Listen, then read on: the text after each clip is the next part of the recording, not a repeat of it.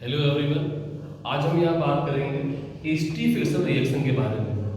ठीक, इसमें क्या होता है कि जब कोई अल्कोहल रिएक्ट करता है कार्बोक्सिलिक एसिड से in the presence com H2SO4, तो यहाँ आपका बनता है ईस्ट एंड वाटर। ठीक, तो देखा जाए तो हमारे पास यहाँ पे है एसिडिक एसिड यानी CH3COOH, जिसको हम लोग बोलते हैं कार्बोक्सिलिक एसिड।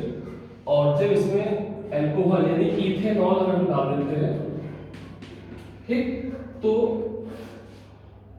कंसंट्रेट H2SO4 की प्रेजेंस में जब ये मिलती है, रिएक्ट करती है, तो इसका जो आपका OH पार्ट है और इसके H पार्ट से रिएक्ट करता है, मतलब बॉन्ड बनाता है, तो बनता है वाटर।